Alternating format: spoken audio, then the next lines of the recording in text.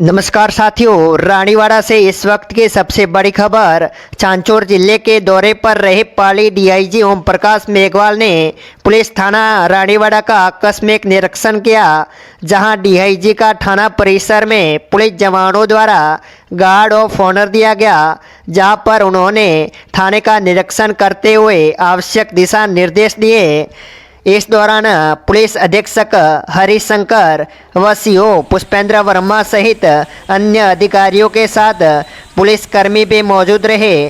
पाली DIG Om Prakash Meghwal media से हुए रूबरू, सुनिए आप भी। पहुंचे तो रानीवाड़ा पुलिस थाने का औचक निरीक्षण भी किया। सर, रानीवाड़ा का दौरा पुलिस थाने का भी औचक निरीक्षण किया है, क्या कहोगे सर? बेसिकली ये जो हमारे बॉर्डर का सीमावर्ती थाना है और ये आपका एनडीपीएस और ड्रग्स का और एक्साइज का पुराना रूट भी रहा है, गुजरात बॉर्डर के नज़दीक रहते हुए रहता। तो आज सडनली ये बिना बताए एक आकस्मिक निरीक्षण किया। उनकी स्वागत कक्ष की व्यवस्थाएं, परिवादियों से मिलने के तरीके और बीट सिस्टम कितना कारगर है, 2-3 मुद्दों पर बेसिकली बात की थी। तो उसमें काफ़ी कुछ इम्प्रूव करने की बात है और इंफ्रास्ट्रक्चर जो है थाने का बड़ा अच्छी स्थिति में नहीं है। विशेष रूप से आपके थाने की बिल्डिंग, आपका क्वार्टर्स, इसमें कोई संसाधनों की भी कमी है। इस विषय में भी कोई लॉन्ग टर्म पॉलिसी, कोई बाहर जाके देखेंगे जमीन आवंटन की कार्रवाई है, वो चीज़ें भी देखेंगे। रूटीन के जो क्राइम प्रिवेंशन और उसके अलावा एक्ट के अलावा। सर, ये बॉर्डर पे जिला है सांचौर, अभी नया नवगठित है, यहाँ पर कई क्राइम होते रहते हैं। सबसे ज़्यादा तो ये तस्करी के मामलों को छोड़ के अभी नया एक क्राइम बढ़ा है, स्मैक वाला। तो काफ़ी संख्या में युवा इस स्मैक के नशे में गिरफ्त में होते जा रहे हैं, लेकिन कार्रवाई बहुत। डेफिनेटली आपका जो ड्रग्स का ये ट्रेडिशनली जो है पुराना भी रहा है, लेकिन अभी सिंथेटिक ड्रग का छोटा मोटा इनपुट सांचौर में भी है। सिंथेटिक ड्रग का हमें पता लगा, ये इनपुट पिछले 2 महीने से है और इसमें छुटपुट कार्रवाई हुई है। लेकिन जो मेन जो सप्लायर उनको आइडेंटिफाई करके नए जो एसपी साहब आए हैं, युवा है, तो वो और इसमें इफेक्टिव कार्रवाई करने की आवश्यकता, वो प्लान बना करके कार्रवाई उसमें करने के प्रयास जारी हैं, वो करेंगे। और जहाँ तक एक्साइज एक्ट और एनडीपीएस एक्ट की कार्रवाई की बात है, पिछले 10-15 दिन से ताबड़तोड़ कार्रवाइयाँ हुई और काफ़ी गाड़ियाँ बरामद की, बड़े शराब के बड़े बड़े ट्रक भी बरामद किए हैं। 4 व्हीलर जो है बड़े लेवल के कार्रवाई जो है नए पुलिस अधीक्षक ने इसमें कार्रवाई की।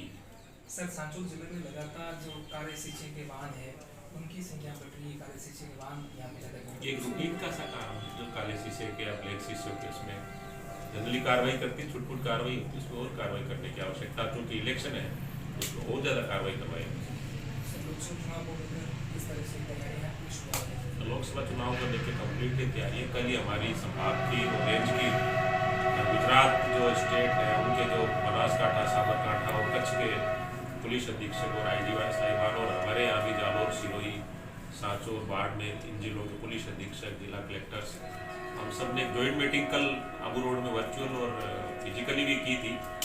और कल एक मीटिंग जो है गांधीनगर में भी पाली, उदयपुर, बांसवाड़ा रेंजों के साथ और हमारे रेंज के जो पुलिस अधीक्षक हैं उनके साथ एक मीटिंग गांधीनगर में भी कल रखी गई है। तो वो सारी तैयारियां, हमारे जो वांटेड क्रिमिनल्स हैं, स्टैंडिंग वारंटी हैं, इनामी अपराधी हैं, उनको पकड़ने का, एक्साइज और लीकर का जो रूट है इसको पूर्णतया बंद करने के जो प्रयास करे जा रहे हैं।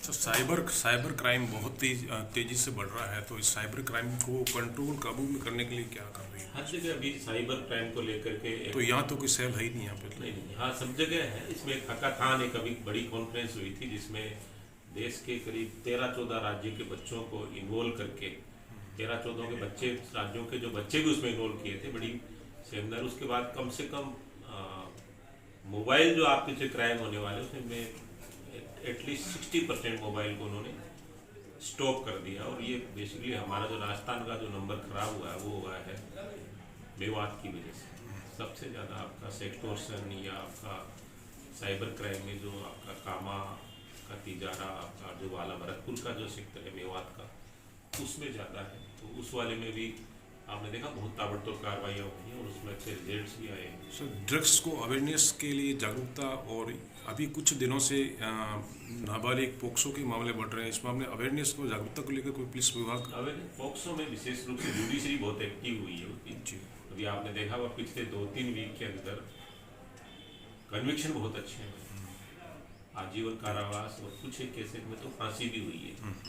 तो वो जो कन्विक्शन अच्छा, हमारा सबसे बड़ा प्रयास यही है कि पॉक्सो केस कोई हुआ है तो उसको होने के बाद हम उसका अच्छा इन्वेस्टिगेशन करके और स्ट्रॉन्गली उसका जो प्रोसिक्यूशन जो है उसको हम कोर्ट में प्रोड्यूस करके, हमारा प्रयास ये रहता है कि उसको कड़ी से कड़ी सजा दिलाए। ये काम पुलिस का है। मुकदमा दर्ज होने से बाद उसका अनुसंधान करना, अनुसंधान करने के बाद टाइम पे स्पीडी चालान पेश करना, और चालान पेश करने के बाद केस ऑफिस में लेकर के उसको स्पीडी ट्रायल करा करके स्ट्रॉन्ग आपका अभियोजन साक्ष्य करवा के उसको सजा करवाना, ये हमारा मेन क्राइटेरिया। आप सुरई जिले में आई थिंक मेरे हिसाब से सेवा दे चुके हैं पूर्व में भी एसपी के तौर पर, तो क्या डिफरेंस है सांचौर और जालौर और सिरोही के बीच में?